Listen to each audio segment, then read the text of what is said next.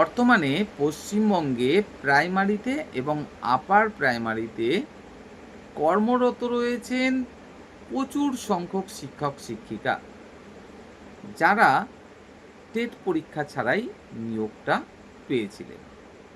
কেন টেট পরীক্ষা ছাড়া নিয়োগ পেয়েছিলেন? যেহেতু সেই সময়ে টেট পরীক্ষার কোনো ব্যবস্থাই ছিল না। যদিও বা সুপ্রিম কোর্ট থেকে জাজমেন্ট দেয়া হয়েছে, ছিল কি ছিল না সেটা মূল বিষয় না। এখন যদি কাজ করে যেতে হয় শিক্ষক শিক্ষিকাদের, তাহলে প্রত্যেককেই টেট পরীক্ষায় পাশ করে থাকতে হবে, সে প্রাইমারি হোক বা আপার প্রাইমারি হোক। তো এমতো অবস্থায় সময়সীমা বেঁধে দেওয়া হয়েছে 2028 সালে, যে 2028 সালের মধ্যে প্রত্যেক শিক্ষক শিক্ষিকাকেই টেট পরীক্ষায় পাশ করে থাকতে হবে। না হলে কি হবে? তাকে চাকরি থেকে ছাঁটাই করে দেওয়া হবে। অনেকেই প্রস্তুতি শুরু করে দিয়েছেন টেট পরীক্ষার জন্য। অনেকে বা এখনও শুধুমাত্র তাকিয়ে আছেন আদালতের দিকে, যে আবার কিছু যদি আদালত থেকে হয়। কেউ বা কেন্দ্রীয় সরকারের দিকে তাকিয়ে আছেন, যদি বিশেষ কিছু ব্যবস্থা করে। কেউ বা রাজ্য সরকারের দিকে তাকিয়ে আছেন, যদি রাজ্য সরকার কিছু ব্যবস্থা করে। কেউ বা আন্দোলনের দিকে তাকিয়ে আছেন, যে আমরা আন্দোলন করব, তাহলেই সব সমস্যার সমাধান হয়ে যাবে। কিন্তু না, টেট পরীক্ষায় পাস কিন্তু করতেই হবে প্রত্যেক শিক্ষক শিক্ষিকাকে, যদি না আপনি টেট পরীক্ষায় পাস ছাড়া নিয়োগটা পেয়ে থাকেন। সে আপনার নিয়োগের সময়ে টেট পরীক্ষার ব্যবস্থা থাকুক বা না থাকুক। আপনি অন্য কারোর চাকরি পেয়েছেন, যেমন আপনার পরিবারের কেউ বর্তমানে নেই, যিনি চাকরিটা করছিলেন, তার পরিবর্তে আপনি চাকরি পেয়েছেন, সেক্ষেত্রেও আপনাকে টেট পরীক্ষা দিতে হবে এবং পাস করতে হবে। সময়সীমা 2028। অবশ্যই সুপ্রিম কোর্টের পক্ষ থেকে একই সাথে এটাও নির্দেশ দেওয়া হয়েছে, যেটা আপনারা অনেকেই জানেন, প্রতি বছর অন্তত 2 বার করে এই শিক্ষক শিক্ষিকাদের জন্য টেট পরীক্ষার ব্যবস্থা করতে হবে। যদিও বা আমাদের রাজ্য পশ্চিমবঙ্গ এখনও কোনো টেট পরীক্ষার ব্যবস্থা হয়নি এই কর্মরত শিক্ষক শিক্ষিকাদের জন্য। কেন হয়নি সেটাও আপনারা প্রত্যেকেই জানেন। আমাদের রাজ্যে ছিল বিধানসভা নির্বাচন, আর বিধানসভা নির্বাচনে এই ব্যাপারটাকেও যদি একটু হাতিয়ার হিসাবে ব্যবহার করা যায়, চেষ্টা করেছিল কিন্তু আমাদের বিগত সরকার। আদালত আদালত আদালত, টেট পরীক্ষার ব্যবস্থা একই সময়ে বিভিন্ন রাজ্য করলেও পশ্চিমবঙ্গে কোনো টেট পরীক্ষার ব্যবস্থা করা হয়নি। বিভিন্ন রাজ্য কিন্তু অলরেডি একবার করে টেট পরীক্ষা নিয়েও নিয়েছে। সেখানে হাজার হাজার শিক্ষক শিক্ষিকা নিরাপদও জায়গায় পৌঁছে গেছে ইতিমধ্যেই। কারণ যত বেশি পরিমাণে টেট পরীক্ষা নেওয়া যাবে, তত বেশিবার সুযোগ পাবে শিক্ষক শিক্ষিকারা টেট পরীক্ষায় পাশ করার। হ্যাঁ, আমাদের বিগত পশ্চিমবঙ্গ সরকার যে আদালতের দিকে হেঁটেছিল, সেটা যে ভুল করেছিল মোটেই নয়। অবশ্যই ঠিক, শিক্ষক শিক্ষিকাদের যদি সেফ রাখা যায় তাহলে তো ভালো।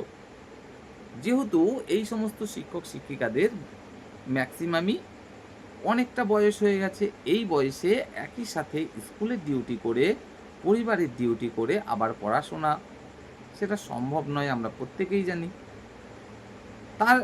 সেই কারণে যে আমাদের বিগত পশ্চিমবঙ্গ সরকার আদালতের দিকে দৌড়েছিল, এটা ভুল করেনি মোটেই, ঠিকই করেছে।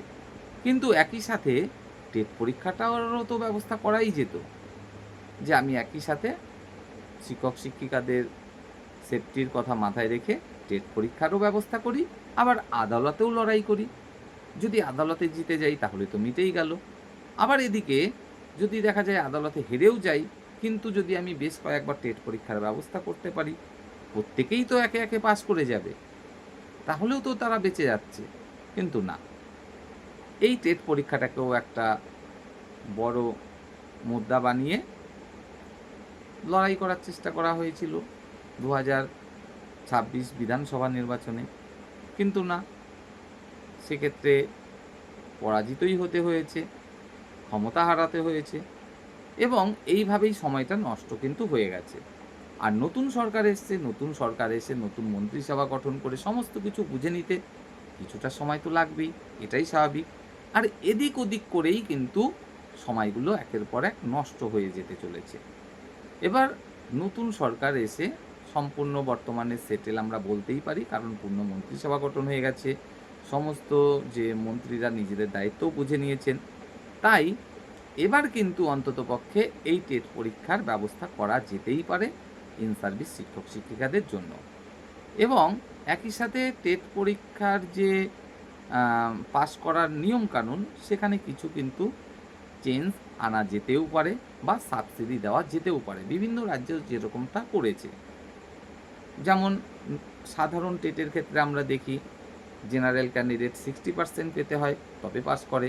এসসি, এসটি, ওবিসি 55% যদি নম্বর পায় তবে পাস করে। ইন সার্ভিসদের ক্ষেত্রে সেটা 10% করে কমানো যেতেই পারে।